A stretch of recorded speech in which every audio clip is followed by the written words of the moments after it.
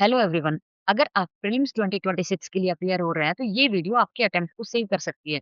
Yes, this I am saying with an experience of giving all 6 attempts and clearing 4 consecutive prelims from 2021 to 2024, and even my 2024 score was 113, which was around 25 marks more than the cutoff. ठीक है? तो stay with me. मैं उन points को discuss करने वाले हूँ जिनकी वजह से मैंने लगातार 4 टाइम्स प्रीलिम्स क्लियर किया एंड आप भी कर सकते हैं। पहली बात तो मार्केट में जब less than 2 months are there for the upcoming prelims, new resources बहुत सारे आएँगे, new current affair magazines, new crash course booklets etcetera. But आपको अपने रिसोर्सेज पे स्टिक करना है। आपने अभी तक जो भी नोट्स पढ़े हैं, जो भी बुक्स पढ़ी हैं, जो भी करंट अफेयर मैगज़ीन पढ़ी है, उस पे स्टिक करना है, उसको मल्टीपल टाइम्स रिवाइज़ करना है। अराउंड 3 टाइम्स आपका रिवीजन हो जाना चाहिए in the upcoming 2 months till the exam. Okay? तो इधर-उधर फोमो में नहीं रहना है, स्टिक करना है अपने रिसोर्सेज पे, ठीक है? सबकी बातें ज़्यादा नहीं सुननी है। जो आपने अभी तक पढ़ा है, उसको कंसोलिडेट करो बस and trust in your resources. Then second point आता है स्टैटिक वर्सेस करंट अफेयर। देखो, स्टैटिक इज़ द किंग, इस चीज़ को डिनाई नहीं किया जा सकता। पेपर में अराउंड 70 टू 80% पोर्शन स्टैटिक का होता है और बहुत सारा स्टैटिक करंट अफेयर इंस्पायर्ड होता है, but again that is static only. तो आपको 4 subjects polity, economy, geography and history, in 4 subjects के स्टैटिक के साथ कॉम्प्रोमाइज़ नहीं करना है। सुबह उठते ही सबसे पहले आपको अपने स्टैटिक रिसोर्सेज को रिवाइज़ करना चाहिए। मैं तो ऐसे ही करती थी। इस स्टैटिक को मल्टीपल टाइम्स रिवाइज़ करती रहती थी। मॉर्निंग में मेरा पहला काम यही होता था कि मैं स्टैटिक पोर्शन को रिवाइज़ कर लूँ। और करंट अफेयर्स को इग्नोर नहीं करना है, बट आपको प्रायोरिटाइज़ करना है कि करंट अफेयर्स में कौन से सब्जेक्ट्स को पहले पढ़ना है। For example environment and science and tech. Environment और साइंस एंड टेक का 80% पोर्शन एग्जाम में करंट अफेयर से रिलेटेड होता है। तो आप जो भी करंट अफेयर की मैगज़ीन कवर कर रहे हो, तो उसके लिए पहले साइंस एंड टेक और एनवायरनमेंट को फिनिश करो। ऐसा नहीं है पॉलिटी आपका फेवरेट सब्जेक्ट है, तो पॉलिटी के मैगज़ीन को सबसे पहले उठा के पढ़ रहे हो। तो उसी को पढ़ने में आपने 1 महीना लगा दिया, आपकी फिर टाइम ही नहीं बचा। ऐसा नहीं करना है, प्रायोरिटाइज़ करना है चीज़ों को। पॉलिटी का स्टैटिक पढ़ो, देन फिर उसके बाद करंट अफेयर पढ़ने की बात है, तो साइंस एंड टेक और एनवायरनमेंट की करंट अफेयर मैगज़ीन्स को पहले फिनिश करो, ठीक है? इससे चीज़ें ऑप्टिमाइज़ हो जाएँगी और बैलेंस भी रहेगा स्टैटिक वर्सेस करंट अफेयर्स का। देन थर्ड आता है पीवाईक्यू वर्सेस टेस्ट सीरीज़। देखो, पीवाईक्यूज़ को इग्नोर नहीं करना है। टेस्ट सीरीज़ आपको लगानी है, बट टेस्ट सीरीज़ सिर्फ़ प्रैक्टिस के लिए लगानी है। एंड मैं तो क्या करती थी, अप्रैल में टेस्ट सीरीज़ देती थी। मई में मैं रिज़र्व करती थी मई को प्रीवियस ईयर क्वेश्चंस के लिए और प्रीवियस ईयर पेपर्स के लिए। देखो, मई में क्या करना है आपको, सिर्फ़ प्रीवियस ईयर क्वेश्चंस को देखना है और 5 टू 6 पेपर्स तो फुल लेंथ लो प्रीवियस ईयर्स के और उनको एकदम एग्ज़ाम लाइक कंडीशंस में सिमुलेट करो कि मॉर्निंग 9:30 टू 11:30 आप जीएस दे रहे हो, देन 2:30 टू 4:30 आप सीसेट दे रहे हो। ठीक है? इस तरह से अराउंड 5 टू 6 पेपर्स आपको देने ही चाहिए। उससे क्या होगा, आपका जो सबकॉन्शियस माइंड है, वो यूपीएससी के पैटर्न को रिकॉग्नाइज़ करेगा, यूपीएससी की लैंग्वेज को अंडरस्टैंड करेगा और वो चीज़ बहुत ज़्यादा इम्पोर्टेंट होती है एग्ज़ाम में परफ़ॉर्म करने के लिए।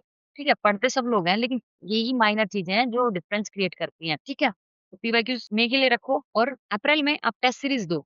लेकिन टेस्ट सीरीज़ ऐसा नहीं है कि आप हर एक कोचिंग इंस्टीट्यूट की हर एक टेस्ट सीरीज़, हर एक ओपन टेस्ट को, हर अभ्यास को देने जा रहे हो, ऐसा नहीं है। आप एक कोचिंग इंस्टीट्यूट से स्टिक करो और उस कोचिंग इंस्टीट्यूट के जितने भी 30 टू 35 टेस्ट हैं, वो सब दे डालो। ठीक है? बाय एंड लार्ज हर जगह चीज़ें रिपीट होती हैं, बस क्वेश्चन थोड़ा ऊपर-नीचे फ्रेम होते हैं, बाकी थीम्स रिपीट होते हैं हर जगह। जो भी करंट अफेयर में होगा, उसको हर टेस्ट सीरीज़ वाले कवर करने की कोशिश करते हैं। तो ये बहुत इंपॉर्टेंट पॉइंट है कि सारे ओपन टेस्ट देने नहीं भागना है, क्योंकि इससे आपकी एनर्जी ड्रेन होती है, टाइम वेस्ट होता है, ठीक है? और साथ में फिर उसके बाद जब रिजल्ट के मार्क्स आते हैं, तो आप डिमोटिवेट होते हो, कंपैरिज़न में जाते हो दूसरों के साथ। तो ये सब एनर्जी ड्रेनर्स को रिमूव करने का एक ही तरीका है, एक टेस्ट सीरीज़ से स्टिक करो और उसके मार्क्स पे ज़्यादा मत जाओ, क्योंकि मैं अपना एक्सपीरियंस अगर शेयर करूँ, तो second attempt was my one of the best attempt in terms of preparation. I was means ready. लेकिन कुछ ऐसा हुआ कि एग्ज़ाम डे पे मैं परफ़ॉर्म नहीं कर पाई एंड प्रीलिम्स का स्कोर उस अटेम्प्ट में मेरा लोवेस्ट स्कोर था। यस, जहाँ पे मैं 2020 के अटेम्प्ट में टेस्ट सीरीज़ में 130 टू 135 मार्क्स लेके आ रही थी, my prelims final score was 70। और वहीं पे 2024 में जहाँ पे मेरे टेस्ट सीरीज़ में मार्क्स आ रहे थे 70s में, वहाँ पे मेरा फाइनल स्कोर है 113। तो पहली बात तो जो टेस्ट सीरीज़ के मार्क्स से अपनी प्रिपरेशन को कभी भी मेज़र नहीं करना है और टेस्ट सीरीज़ अप्रैल में ट्राई करो कि फुल लेंथ टेस्ट ज़्यादा दो, ठीक है?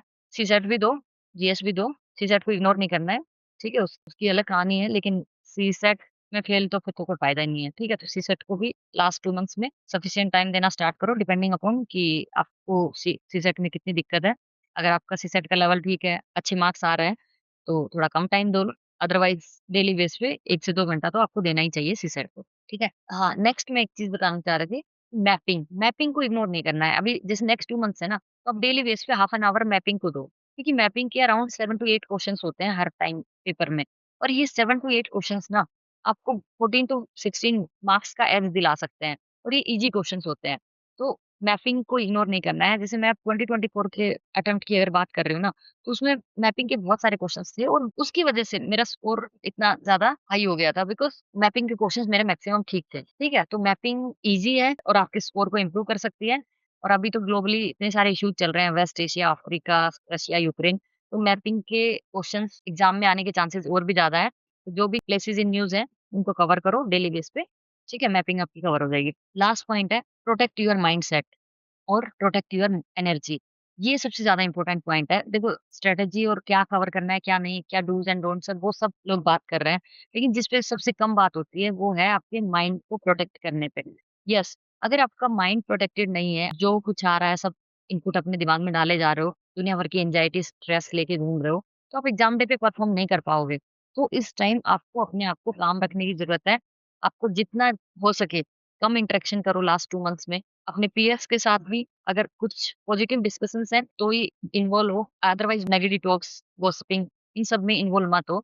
ये आपकी एनर्जी को ड्रेन करते हैं और इस टाइम एनर्जी प्रोटेक्ट करना बहुत ज़रूरी है, आपकी एफिशिएंसी को बढ़ाने के लिए भी और साथ में ओवरऑल परफॉर्मेंस को इम्प्रूव करने में भी। Always remember that your productivity is directly proportional to your emotional stability.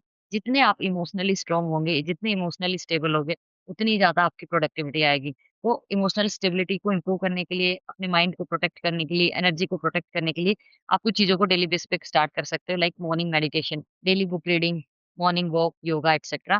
थोड़ा टाइम निकालो क्योंकि इस टाइम एग्ज़ाम का प्रेशर रहता है, लेकिन मैं कहूँगी कि जितना प्रेशर एग्ज़ाम का है ना, उतना ही इन सब चीज़ों की नीड ज़्यादा पड़ती है। ठीक है? तो अराउंड हाफ एन आवर निकालो डेली बेस पे मॉर्निंग मेडिटेशन के लिए और you will see a huge difference. मैं इसलिए बोल रहा हूँ क्योंकि 2021 में इवन हम लोगों का एक पीयर ग्रुप ही था और जूम लाइब्रेरी एक सर चलाते थे। उसपे मॉर्निंग और इवनिंग में दोनों टाइम्स योगा और थोड़ा मेडिटेशन होता था और रियली में उस वजह से मेरे को उस अटेम्प्ट में बहुत ज़्यादा हेल्प मिली थी और उसके बाद फिर रेगुलर मैंने इस चीज़ों को अपने प्रिपरेशन के साथ ऐड ऑन करके रखा ही था। ठीक है?